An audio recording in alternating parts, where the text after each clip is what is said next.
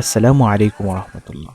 আজকে আপনাদেরকে এমন এক মিশর দেখাবো যেটা অনেকেই কখনো দেখেননি। না আছে শহরের কোলাহল, না আছে বড় বড় বিল্ডিং, শুধু প্রকৃতি, শান্তি আর গ্রামের সরল জীবন। বাংলাদেশ থেকে কয়েকজন সম্মানিত হুজুর মিশরে এসেছিলেন। তাদের অনেক দিনের ইচ্ছে ছিল মিশরের আসল গ্রাম কেমন, মানুষের জীবনযাপন কেমন, গ্রামের মানুষ কেমন এই সম্পর্কে জানার। তাই এক সকালেই আমরা বেরিয়ে পড়লাম শহর ছেড়ে গ্রামের পথে। যত সামনে যাচ্ছিলাম ততই বদলে যাচ্ছিল দৃশ্য।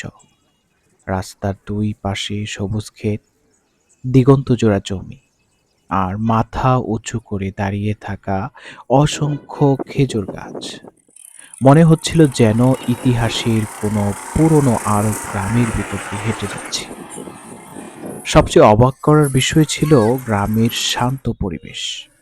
না কোনো হর্ন, না শহরের ব্যস্ততা, শুধু পাখির শব্দ আর ঠান্ডা বাতাস।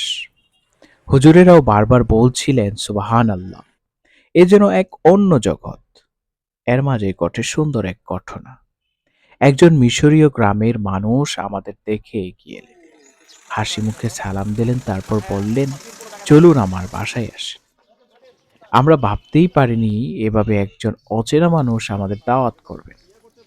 তার বাসায় যাওয়ার পর বুঝলাম গ্রামের মানুষের মন কত বড় হয়। ব্রেক করতে পারেনি। শুধু সাধারণ একটা বাড়ি, কিন্তু আন্তরিকতায় ভরা। পরে জানতে পারলাম উনি একজন মধু ব্যবসায়ী। তারপর তিনি এমন একটা জিনিস সামনে আনলেন যা দেখে সবাই অবাক। একদম খাঁটি মধু মোমসহ নিজ হাতে কেটে কেটে আমাদের খাওয়ালেন। মধুর স্বাদটা ছিল এতটাই ফ্রেশ, মনে হচ্ছিল যেন প্রকৃতির আসল স্বাদ খাচ্ছি। হুজুরদের মুখের হাসি তখন দেখার মতো ছিল। কেউ ভিডিও করছিলেন, কেউ চারপাশ দেখছিলেন, আর কেউ শুধু বলছিলেন মানুষের ভালোবাসাই সবচেয়ে বড় সম্পদ।